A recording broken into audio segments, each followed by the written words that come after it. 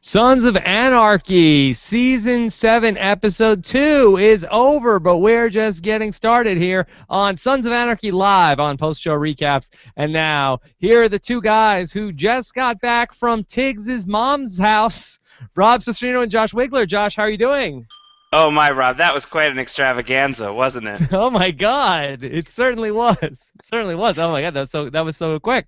It was very Oh, fast. very fast that we are right here into episode number 2 of the final ride. Only, 11 episodes to go until the end of Sons of Anarchy? Yeah, man, we're fast moving ahead on this season, and things just seem to be getting worse and worse.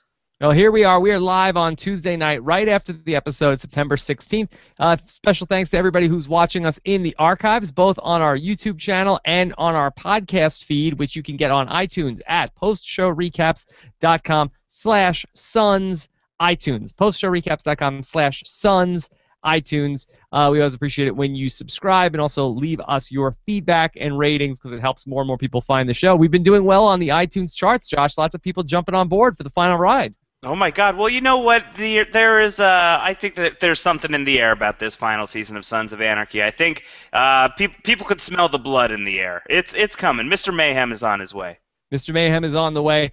And, of course, the show did its biggest numbers yet here in the 7th season. Almost 10 million viewers for the premiere episode of Sons of Anarchy Season 7. So, huge debut for the final ride. Yeah, I think those are some of the best numbers FX has ever put up. Rob, you're a little late to the game on the Sons of Anarchy train, but were you aware that it was kind of this big of a juggernaut, that this was really a show that really a ton of people come to? You know, it's funny because there are some shows that build over time, and Breaking Bad was the same way where it did its best numbers in its final season. But there are other shows like Mad Men which have seemed to have lost steam along the way, even though the show in quality has not really gone down. But it's just very interesting. I don't know if it's like a Netflix effect because some of those other shows like Mad Men are widely available on Netflix. It's just really like a word of mouth and buzz, and it just keeps getting bigger and bigger. I think Kurt Sutter really loves his fans too. I think he tends to play the show to the people who really have stuck around, and he gives them what they want. And I think that this is a really bingeable show. I think I certainly know when I have friends who ask me, what show should I be watching right now? What can I catch up on? What's on Netflix? Sons of Anarchy is one of the first ones that I'll say. It's a really watchable show. You can cruise through it in the summer, apparently, Rob. I think that's how I think that's how a lot of people find the show. Yeah, I agree. I think that there have been some shows, there's some serialized dramas that seem to really dislike their fans or try to keep their fans at arm's length. And I'm looking at you, Sopranos, maybe even Mad Men I would put in that category. But this is a show that really does love the people who love the show, and they do want to reward them for sticking in there. Yeah, even in an episode where maybe not a ton happens on the surface, like perhaps the one we've just watched, at least that episode will include Jax Teller shooting a couple of dudes. Somebody's going to get shot on Sons of Anarchy. Something terrible is going to happen every single week without fail. So it's always exciting, at least. There's always a little something to talk about on any given episode of Sons of Anarchy. All right, so let's just set up the board here tonight. We are, of course, live, and we have our chat room open on postshowrecaps.com. You can chat with us live while you watch the show, and then also we're following along on Twitter with the hashtag PSRecaps, and then as well as on our YouTube channel at postshowrecaps.com/YouTube. And I was very encouraged by the big response we had to last week's show on YouTube, Josh. Yeah, it seems like people are, I don't know, are they liking it? Yes, they're loving it. Loving it? Best part of Sons of Anarchy, I've heard. This is better than Anarchy Afterward? Is that something we're comfortable saying? Did you check out Anarchy Afterward? No, I'm not looking at the competition, Rob. I need to stay fresh. I need to stay focused. I'll catch up on Anarchy Afterward after the season. No, I wanted to watch it last week, and I just never got back around to it to check it out. But I think it's a good idea. I should check it out. Anyway, so all right. Tell me how it is then. Is Chris Hardwick hosting? No, I think somebody else. But he hosts all of these things, right? Well, no, not on FX. Doesn't he host everything now? He hosts everything. Only if it's on AMC. Even if it's a genre show, he should host them all. He should. He absolutely should. But unfortunately, that's just not how the world works. But life's not fair. It's unfortunate. It's unfair. It's unfortunate. Anyway, so all right, let's talk about some of the big stories here tonight in episode number 2. Was it Toil and Till? Toil and Till. Uh, R.I.P. Filthy Phil. I don't know. It Oh. kind of rhymes. All right, so let's talk about our top stories, and I guess the biggest thing going on is we get some insight into Jax's plan, which is happening, and so I think that we are going to see this unfold over the next couple of episodes, and unfortunately for Jax, it's really going on some faulty information from Gemma that he is planning this whole revenge fantasy against Lynn and his forces. Oh yeah, and I mean we certainly saw the beginnings of that with last week's episode, with the season premiere, with Gemma identifying the member of the Lynn Triad, and Jax taking a fork to the guy's head after slashing him and filling him with salt and really just torturing him to death. So we certainly knew that Jax has it out for the Triad, and this week's episode really punctuated that fact to the extent that his plan is elaborate. Rob, what did you think of Jax's plan for how he plans to get back at Henry Lynn for what happened to Tara? Yeah, it's a real Tarantino-esque revenge fantasy that Jax is building. So they're going to concoct this whole thing where they're going to just keep hitting Lynn's forces, and they're going to hit him, and they're going to hit him, and they're going to hit him, and then they're going to keep saying, I don't know what's happening. It's not us. It's not us. We have an alibi. We were hanging out. We were at the porn store. What are you talking about? And say, okay, don't worry, we'll find these guys, and they're just going to keep hitting him, and then Lynn is going to say, Jax, buddy, I need help. What's going on? He says, don't worry, I'll help you out. And then he's going to say, ha-ha, not so fast, I'm going to kill you. Yeah, he's going to pull off his fake mustache. I am the Count of Monte Cristo. That's right. And it's okay. All right, pick one person that you get to save. You get a veto on somebody. Who do you want to save? Tell me your favorite person.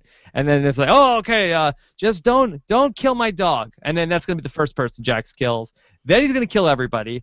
Then he's gonna let Lynn live for a little bit and think about it. And then he's gonna kill Lynn. Yeah, as slowly and painfully as possible. Yeah. It's ambitious. Last week when he wanted everybody at the table to be all in, I didn't know. I misheard Jax. I thought he wanted everybody to be all in. Apparently, everybody needed to be all in all the time, thinking about revenge and murder. All in on Lynn all the time. It is all in on Lynn on Sons of Anarchy right now. Yeah, there is. Jax Teller has it out for this guy, and not that Henry Lynn is a good guy. Easy on the racial slurs in this episode, Henry Lynn. But he is innocent in this at least. He did not kill Tara. Jax's mother killed Tara, and Jax is not even about to. He has waged holy war on the Lynn Triad under completely false information, and there is no way this ends well. I think, we talked about this a lot in our preseason chat. We talked about it a lot during the season premiere recap, Rob. More and more and more we are plunging into darkness. More and more we are driving away from any hope of a happy ending, I feel like. But even more than that, I think the happy ending for Jax is what he describes to Jury, his pal from the Indian Hills in this episode, who maybe isn't his pal anymore based on the end of the episode. But when he outlines his vengeance plan, by outlining that in such specific, vivid detail, 100% guarantee that it is not going to play out. Right. Absolutely. There's zero chance. And I think we see the beginnings of that with the end of this episode. He pins the blame on the attack on the Triad. He pins that on the two random white jabronis who helped him out earlier in the episode, who Jax took for granted were he thought that they were just recommended by the Indian Hills. He didn't realize that Jury had a very serious connection to at least one of these guys, and I think we could talk about what that connection may have actually been. But, it's what Jax says to him earlier in the episode. He says, I don't have a vision anymore. All I see is what's right in front of me. And because of that, Jax is not thinking clearly. He's not thinking with enough detail to realize it's the little things that can blow this whole thing wide open. And he may have just made a huge enemy in somebody who's part of the Sons of Anarchy. That's a really big problem, and this is a guy that he told his entire plan to. Not only that, just to keep going for a minute here, You're wound up. Is that Jury is in, the last time we see him, he is at the murder site of these two guys who have been set up for the Triad hit.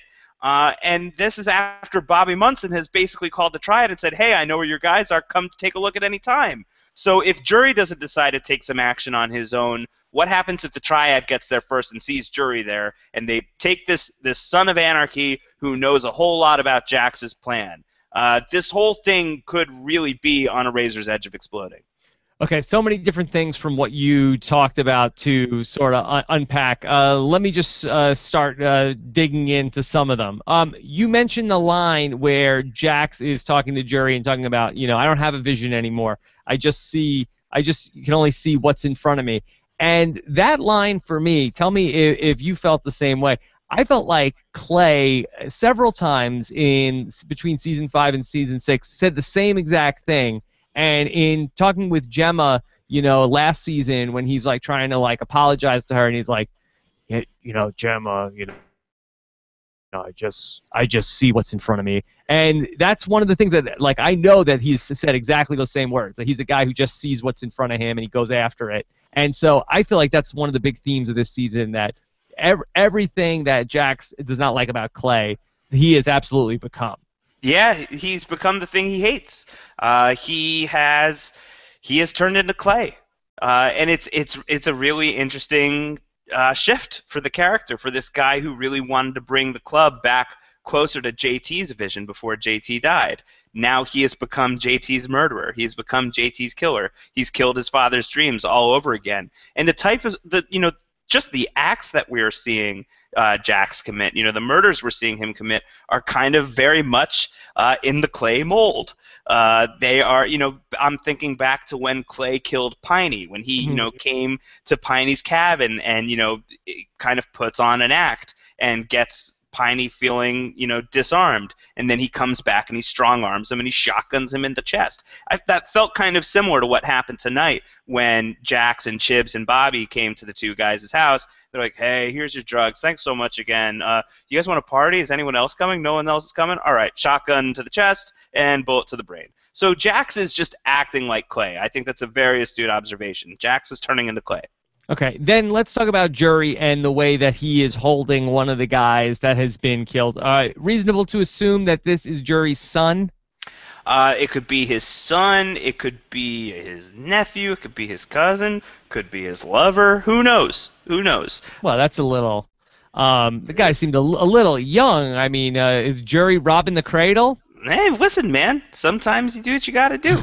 Didn't seem illegal. I don't know. The way that they sort of intercut the shots between, Jax holding Abel and Jury holding that other guy, I think you really have to believe that is his kid. I think that's a good assumption. I think no matter what the case is, Jax effed up pretty big here. This is a big mistake. And you also get the sense that Jury has connected this. Yeah, because they have to be the only people that knew who these guys were. Like, Jury was there. He knows that these guys didn't hit the cartel, or I'm sorry, the Triad pickup. So he knows that they were not the sole parties responsible, and they didn't end up with the drugs, right? And so he knows that this definitely stinks. Yeah, does he connect anything by seeing the shotgun? Is this, was this an episode? Was this a weapon that was used earlier in the episode? Do you remember? Chekhov's shotgun? Chekhov's shotgun. It always goes off. Yeah. I'd have to go back and rewatch and take a look specifically for the shotgun, but especially the fact that the drugs are there, and he knew those guys didn't have the drugs, and for those guys to just have like a brick of, what was it, cocaine on the table? I think it was heroin. Brick of heroin, whatever, it all looks the same to me, Josh. I can't even. Anyway. You played that off convincingly, Rob. Good job. Good job. Anyway, so for him to walk in and see that on the table, I think he's got to know something's up. Yeah, and it's interesting. I'm very curious as to how it plays out. What do you think? Does this become old man jury with a grudge? Does it become jury's going to get picked up by the triad and maybe he's going to spill the beans to them? How do you see this shaking out? I wonder if he's going to talk Or is talk it going to be like he's going to confront Jax in like 5 minutes and Jax is just going to pop him? Well, I think then that's the end of a lot of drama, especially okay. So if the triad is coming there, and then if they're going to pick him up, then I gotta think that jury is going to spill the beans that the MC had something to do with this. And so the part of the story about hey, it wasn't us. I don't know what keeps happening. That's so weird. And I think that's the part that's not going to hold water. Yeah, it's interesting stuff. Jax Teller, what are you doing, buddy? You should be listening to your pal August Marks.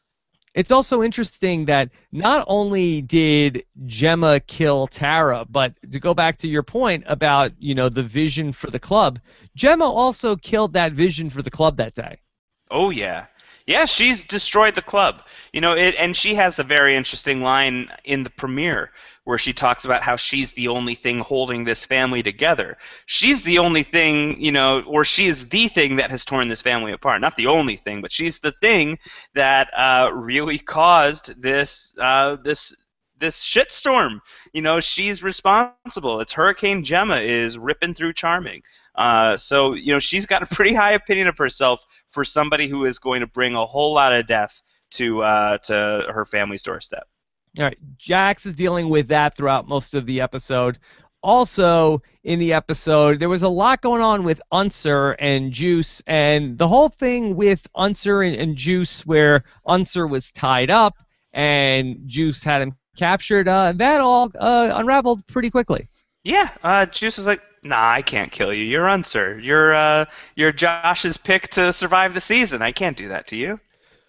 It really was. I found that to be a little implausible, the whole thing of, once you have Unser tied up, and once you have him, like, bound and gagged in the bathtub, I don't think you could just come back and say, nah, Unser, come on. And he was so cool about it. And then, Juice let him go, and Juice like, Unser, what are you doing? Get out of here. Come on. And he's like, I got nowhere else to go. Yeah, he's like, hey, kid, you need my help? Yeah. That Juice says to Unser, hey, what if I change my mind? Unser's like, you won't. Yeah. How do you know, Unser? Well, I guess Unser isn't afraid of death because he has lived with it for so long. This is a man who should have died a long time ago. The fact that he is alive is nothing short of a miracle. So I think, that's kind of part of Unser's bravado is, he can say what he wants, he can do what he wants because he's the old man who's dying of cancer, and what are you going to do about it? Kill me?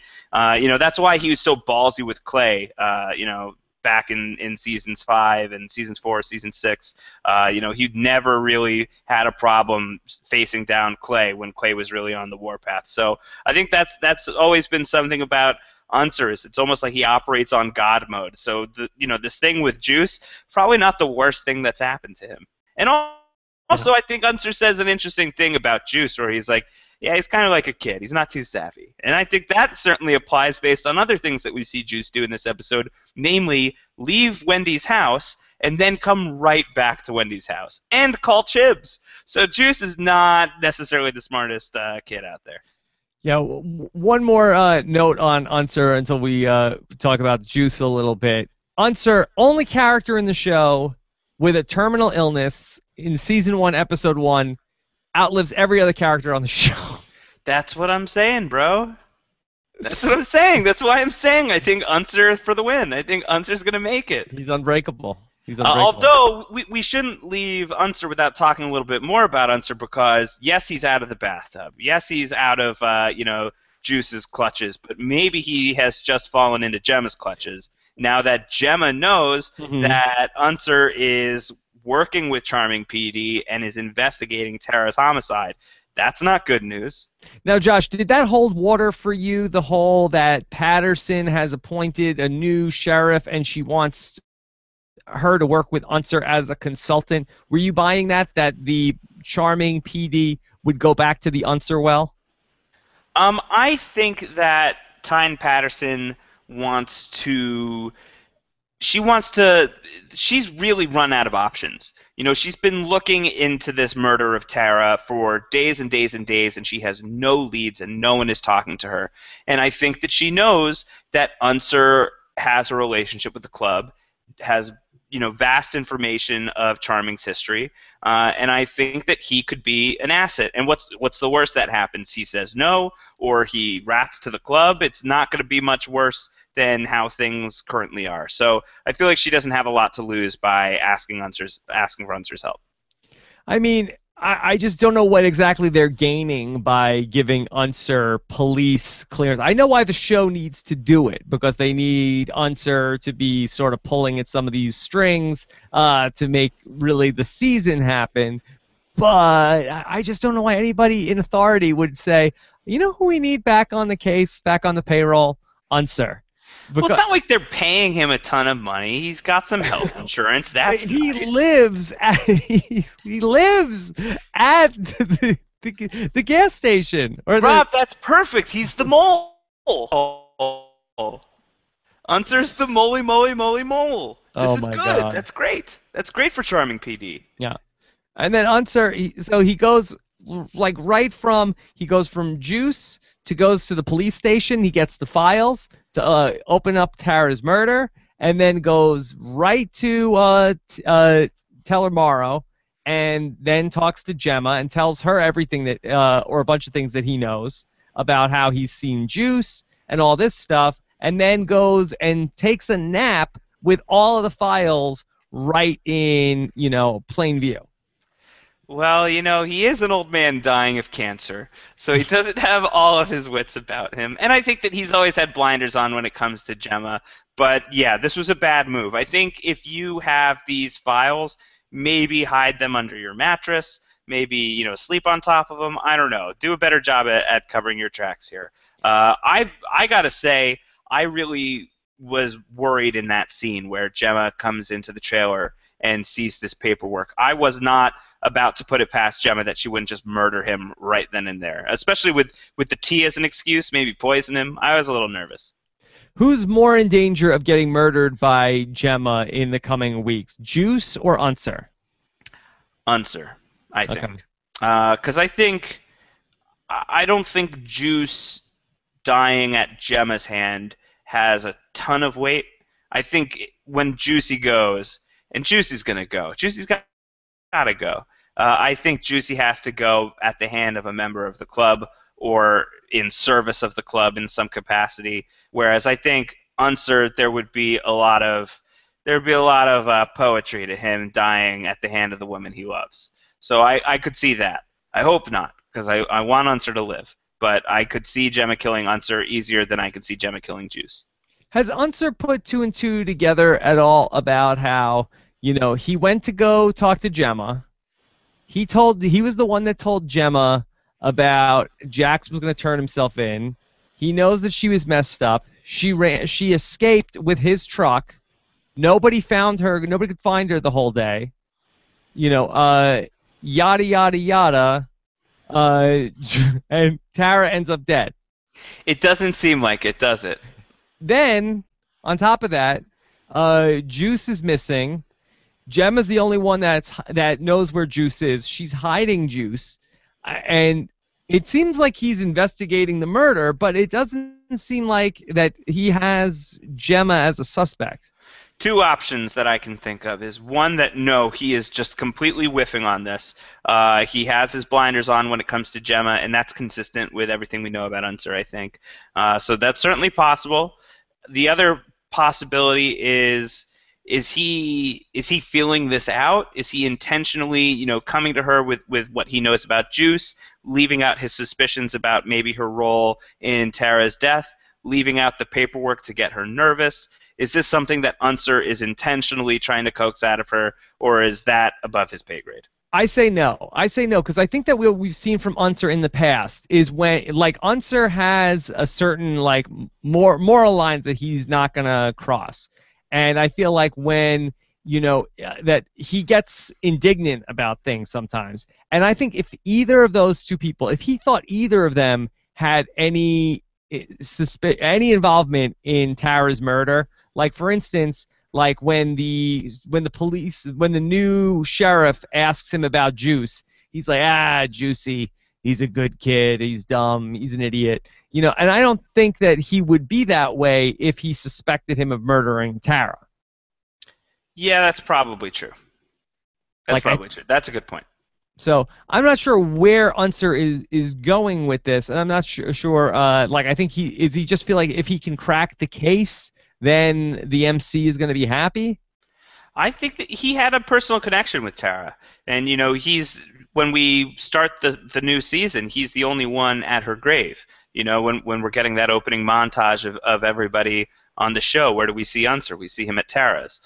So I think that that Unser feels like he owes it to Tara and probably owes it to himself to figure out what happened here, to solve this case, and to get a little peace for a woman who died so unpeacefully. So I think that I kind of think that, there's like a cowboy quality to Unser. I really love this character. I think Wayne Unser is a really great character. Spinoff?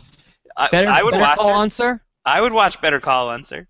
I think that there really is. I think that there's there's a cowboy quality to this guy. He's like one of those old heroes who he stands for something. And sure, he's had his share of bad times, and he's been corrupt along the way. But I think that his heart has always been in the right place. And I think as he's kind of been living with death for so long, I think he is taking a long, hard look back on the life that he's lived, and I think that he wants to do something right in his final days here. So I've always been fascinated by the Unser character. I think he's great. I think Dayton Cali is a fantastic actor. Ever since Deadwood, I've been a fan of this guy. So I really think that I think that he could really be a big part of this final season. I think that he's in a good position, or he might just get killed, which is equally likely given where everybody is right now. Better Call Unser, does it pick up where Sons of Anarchy ends, or is it a prequel? It's a flexible timeline. Oh. So there's a little bit of sequel, a little bit of prequel, and sometimes there are scenes that take place during Sons of Anarchy, so you can get the Ron Perlman cameos. Oh my God, well, that sounds fantastic. Yeah, it's really good. Are you listening, FX? Greenlight that. And Michael McKean plays his brother. Oh my goodness. Yeah, oh my God, good. fantastic. Yeah. Okay, let's talk about some of the other things that were going on. Let's talk about Nero, who had a lot to do in this episode, because he's splitting time with hanging out with Gemma, he's splitting time going on errands with Wendy to go take the boys to preschool, and then he also ends up involved with Lynn saying, I need you to bring me Jax Teller. So what part of Nero do you want to pick up on? I don't know. I think Nero is just in a rough spot. He is caught up in the middle of this whole thing, and it does not look so good for Nero. Where's the Nero and Wendy story going? That's a good question. Are they going to be the sane people that are going to fall in love and raise Jax's kids when Jax is either dead or behind bars? Boy, they've really painted Nero out to be a very good character and very likable character. And Nero almost is a guy who has very few flaws and has one of the stronger moral compasses of the show. I mean, he's shot a few people in the head. Yes, but who hasn't? But in this universe, he does it when he is trying to help people. Sure. Who hasn't shot somebody in the head on Sons of Anarchy? Yeah. I feel like you're not alive at this point on Sons of Anarchy unless you've shot somebody in the head. That's right. No, you're right. He has a very strong moral center. Other than that, I think that he was a guy who successfully got out of the game for a while, and kind of got pulled back in, with his association with Gemma, and therefore Jax, and therefore the Sons, and everything with getting in business with the Sons, with the porn studio. So he's gotten pulled back in, and he is. He's trying to keep people safe. He's trying to keep people from killing each other. I think that's really going to blow up in his face pretty soon. There's only so much this guy is going to be able to do. He's going to have to pick a side. Where do you think the Wendy story is going to go? I don't think you can kill Wendy. Do you think that they can kill Wendy? I'm not sure why they would. I don't know what piece of information Wendy would have. I mean, typically on Sons of Anarchy, somebody knows something they shouldn't know, and then they have to die. And so Wendy knows nothing. Well, what if Gemma wants to clean up every single trace of Juice? That she knows that Juice was living at the apartment. Boy, that'd be a lot of people to kill, It'd be a lot of people to kill. It would be including not easy Juice. work. It wouldn't be easy work. Yeah. So I think that would be really a very murderous spree that Gem is going to have to go on here this season.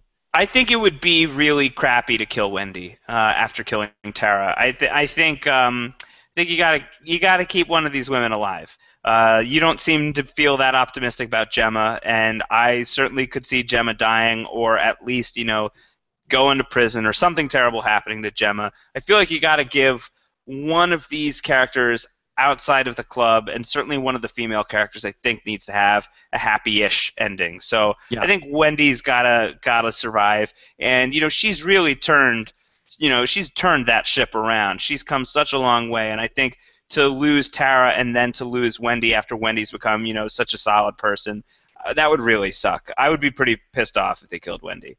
I They think would really, Wendy's they would really have to sell it to me for me to be okay with them killing Wendy off. If we had our draft over again, I think I would pick Wendy as the character that I feel most secure about her making it to the end of the season. Yeah, I could see it. I certainly hope so. I would be really bummed if they killed Wendy off. What were our predictions? You said you thought Jax was going to die, and I said I thought he was going to live. Yeah, I think Jax is going to die. You have Gemma. Yeah. You think Gemma's going to die. I think she's going to live. And then I think Unser is going to live, and you think Unser is definitely going to die. Yes, I think, you know what, at this point, if you ask me, I think all three of those guys are going to die.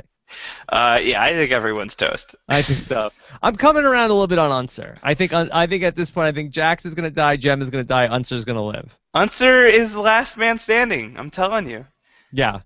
I could see Unser, like, standing over Gemma's grave at the end also. Yeah, just like, smoking a joint. Yeah. I told you, Gem. She was good. She was a good dame. Is that Unser or Rudy? it's Unser. I don't know. So, can we talk about the scene between Abel and Gemma? Because that really broke my heart, that scene. Where's Mommy? Yeah, or is Mommy in heaven? How do you know? All angels go to heaven. Yeah. I've heard of All Dogs Go to Heaven. Is All Angels Go to Heaven a spinoff? I don't know. I thought they already were in heaven, the angels. I think so. It's very sad, very touching scene.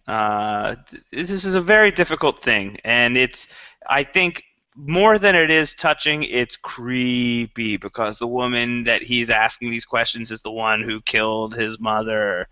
It's really awkward. It's very awkward. I don't like seeing Gemma in these types of scenes right now because I'm so mad at Gemma, and she's so warped, and it makes me feel icky, Rob. I feel very icky. Up. It's messed up, and it seems like in Gemma's mind, we saw Gemma talking to Tara's ghost last week, and then she referred to her as an angel this week. It's been a long time since we've heard Gemma speak so glowingly of Tara. What's going on there? Is there some sort of a rewriting of history in Gemma's mind? I think that Gemma is a survivor. She's like Clay in that way. Clay was a survivor. He would do whatever he had to do to survive. And, we talked about Jax becoming Clay. Gemma's kind of becoming Clay. Gemma is doing whatever she has to do to stay alive and stay in the game. And that doesn't, right now, it doesn't involve killing every single person in her path. She's leaving Juice alive. Unser is alive right now, and she has... in the name of her goals, she has just cause to kill both of those guys, to get rid of both of them. But I think what she kind of has in common with Clay is this ability to justify things to herself. Clay would justify things to himself by saying, like, what I'm doing for the club. It's better that nobody knows what happened with me and JT. No one can know about this. No one can know about that. And Gemma's playing that same exact game. She's playing that game with herself. It's better that nobody knows about what I did to Tara, and beyond that, Tara was this wonderful person. It's a horrible thing that happened to her. So she is creating this kind of narrative that helps her sell what's going on here. It's interesting stuff. For the good of the club. For the good of the club. You got to. Got to. Could we talk about Peter Weller's character and what's going on with him? Sure. What do you want to talk about? So what is the issue going on here with what are they paying $5,000 for right now? I'm having a little bit of a hard time following this storyline. Best that I can figure is that the Mayans are bringing in drugs? Are they bringing in guns? He doesn't like that all of the Mayans are set up in Stockton now. No, he doesn't like that. I think that's because, well, one is I would imagine there's racial reasons, because everybody on Sons of Anarchy is a racist.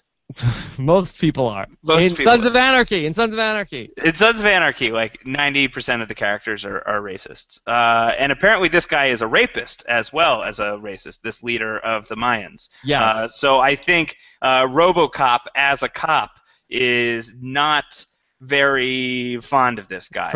I think, as a dirty cop, I think he feels like he still has some standards and does not want to work with these guys. Okay. Let's jump into some questions from. He's going to get killed, by the way. Peter Weller? Oh, yeah. Oh, yeah, he doesn't make it to the end. No way, and I think the Mayans will probably unload on him. Okay. Let's go ahead and take some questions here along the way. Jason Burning says, is Rat like Tig in Training? Yeah, that was one of the best scenes of the night, I thought, of Rat with Tig in the car, and they were sort of like following Lynn around. And so what did you think of Tig's makeshift, what would you call that, his go-to be inconspicuous move of pretending to be a guy receiving a sexual favor in a parked car? Beats fake glasses, nose, and mustache, right? It's pretty good. No, it was very Sons of Anarchy. And very, very Tig. As for Rat becoming the new Tig, I don't know. That's interesting. Yeah. I think Rat's just psyched to be there. Yeah, he's Rat pumped loves up. this. I thought the funniest line out of that was, "Are you getting hard?" I thought that was I did laugh out loud at that part. Probably because he is. Yeah. I think Tig swings every way. It doesn't matter if there's a hole. Tig is there. Yeah, I shouldn't enjoy these crude Tig jokes as much as I do, but I do. It really does tickle me. It tickles you. Yeah, very funny. Yeah. Okay, this is from Tony, who says, what was the last song on the episode? Yeah, I thought this was a real step backwards after last week's epic Bohemian Rhapsody. Yeah, I did not Shazam this song. Did you know what song this was? I have no idea what it was. Maybe somebody in the chat room could tell us. It was not Bohemian Rhapsody, though. Yes. Okay. Which is a shame, because Bohemian Rhapsody was very fun last week. Okay. Rob, are there any songs that you are dying to see on Sons of Anarchy that you think would be like horribly inappropriate on Sons of Anarchy, to like a scene a la the death of the Lynn Triad guy last week? Let's see. Okay, so I would like blurred lines, maybe. Yeah, would you like to see them do sort of a current song? Like Wrecking Ball would be good. Yeah. Will it be Katie Seagal singing Wrecking Ball? Of course. Without a doubt. I bet she'd be good at that. Yeah, I think so. An acoustic Wrecking Ball, Katie Seagal? Yeah, I think that could be pretty good. That's brilliant. Fancy? Why not? Yeah. Sam Crow Fancy, you already know. John Wayne in the chat room is saying that he just watched the gunfight. He went back and watched it, and so the old guy, Jury, I guess, put the sawed-off shotgun in the gun bag himself. Yeah. So... Awkward. Jury's in. The jury's in. Okay. Jason has a couple of other questions. Tonight's moment of mayhem. I know 1,000 places to bury bodies. Okay. Josh, what do you think of the moment of mayhem? Of course, that was suggested by a number of our listeners last week. We said we want an award for the most outrageous Sons of Anarchy moment of the night. Happy saying he knows lots of good places to bury bodies. Will that be the moment of mayhem? From this week's episode, Yes. I think that we decided that it's got to be like an actual act of violence, right? On these moments of mayhem. Yeah, that's maybe we needed an award for the line of the night. Maybe that could be the task for the listeners this week. Well, yes, I think if the listeners of this podcast can help us come up with the categories for the Sam Croners at the end of this season, I think would be pretty solid. So you guys have your work cut out for you. Oh my God. As for the moment of mayhem, would you maybe could you say Tig and Rat in the car? That seemed like a moment of violence. Moment of mayhem. Really, we didn't get any sort of gratuitous kills. A lot of headshots. A lot of headshots. Like, they did the Sons of Anarchy thing, which I find to not be, I never am too scared for the characters when they go, like, there's, like, a bunch of guys come up and it's just like, yeah. And then they kill, like, all of the other guys, and everybody from the Sons is, typically fine. Yeah, and then they have some sort of chase sequence with corny rock music. Yeah, with chase music. And so I always like these sort of murder scenes where there's sort of like, a couple people alone, and it's like some sort of like we actually know who's being murdered, as opposed to just a bunch of like Lynn's red shirts that got bumped off. I think more often than not on this show, the fewer people in a scene, the better. Yes, that's what I'm saying. So yeah, I would say that I will upvote the kills at the end of this week with Jax and Bobby and Chibs killing those two guys, killing Jury's boys. I think would probably be just by default the moment of mayhem this week. Not a ton of mayhem this week. Okay. Not a ton of notable mayhem. Yes, so not a great moment of mayhem this week. At the end of the episode, Jax and Wendy exchange a look. Do you think there's a chance that Jax and Wendy get back together here? I mean, I think that there's a chance just because it would aggravate me so much. And I feel like that's why they would do it? I feel I don't know. I don't think that's why they would do it, but like that's why I feel like it could go there. That's exactly the opposite of what I want to see happen here. But it could happen if they want to give Jax more of a really happy ending, that they will put him back together with Wendy. Maybe I could see it. Hope not. Would not like to see that. Okay. Jason also says, I love that if Wendy cured cancer, Gemma would still call her the junkie. It's true. Gemma has no love for Wendy. I mean, I think that she's seeing Wendy's usefulness right now, but even then, Gemma's she's really mean to Wendy. Yeah. Do you think Unser would be invested in that cure for cancer? Help me, Wendy. Wendy, come on. Hook your brother up. I gave you all those rides from rehab. Okay, and also one more from Jason. How excited are you to see more Venus Van Dam this season? Oh my! I did not watch the preview, so I don't know if Venus Van Dam is going to be. I did watch the preview, and there was no Venus Van Dam in the preview. That being said, it is out there that Walton Goggins will be reprising his role as Venus Van Dam at some point this season. I don't think that you could close Sons of Anarchy out with at least one more look at Venus Van Dam. Yeah. Are you a fan of Venus Van Dam? Yeah, I am. I felt like the second time that Venus Van Dam came back, though, I felt like we probably spent probably too much time on that storyline of, it was like too serious of a story then. It's a very serious story. Yes. It made it less fun. Well, we'll see what happens when Venus Van Dam returns. Will Venus Van Dam survive Sons of Anarchy? Yes. And I think end up with Tig. I would be very happy with that outcome. That's the happy ending for Tig, I think. Listen, I would watch that spinoff as well. Yes. What's going to happen with Juice here? Well, it's probably not going to be good. What do you think of the Chibs phone call? Chibs is going to have to take out Juice, right? He's calling from a burner, so it's not like Chibs can trace that call back, I don't think. So I don't know. I think it's really more. It's indicative of Juice is like he's not going about this right, and it seems like he's just teetering. he thinks that maybe he can come back to the club. I think he's driving through Main Street Charming and looking around, and being like, I actually kind of like it here. I'd rather not leave. Maybe I can do something about that. I don't know if he can do anything about that, but that might not stop him from trying. And if he tries, I think that could be very bad for Juicy. How is it going to be found out that Gemma was the one that killed Tara? Will it be A, Juice squeals like at some sort of like execution and he blurts it out before they kill him, or B, will Unser crack the mystery? Could it be a little column A, column B? Okay. All right. I think these two are both going to contribute to Gemma's downfall. All right. So we will see where this goes and pick this up next Tuesday night here live on post-show recaps on Sons of Anarchy Live. Josh, do you have a hashtag you want to give people about this episode?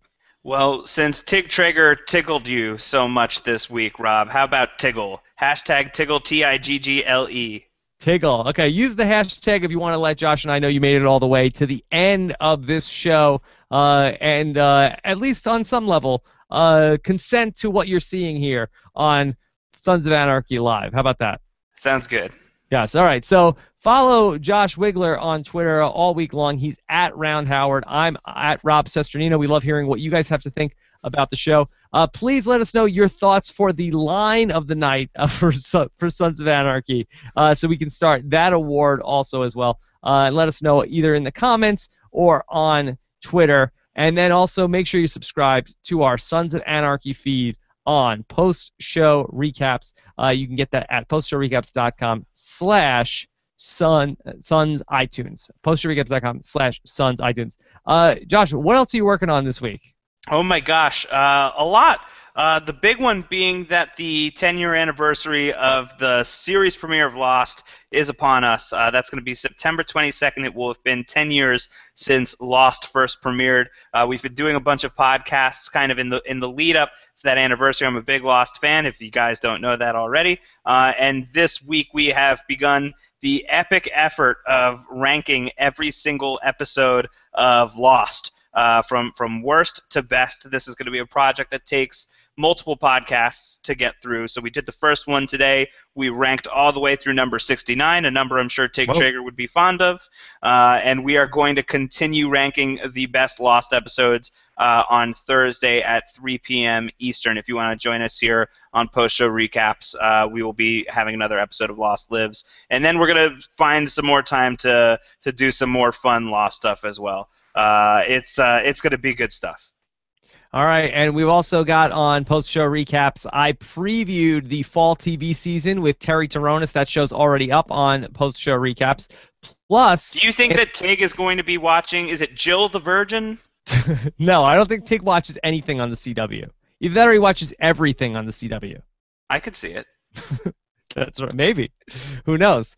Also, Antonio Mazzaro and Jeremiah Panhorst are covering the final season of Boardwalk Empire for us on post-show recaps. So check that out as well. You can subscribe to that show in iTunes at postshowrecaps.com/Boardwalk iTunes. All right, so a lot to do as usual, Josh. Can't wait to come back and see more Sons next week. Yeah, it should be fun.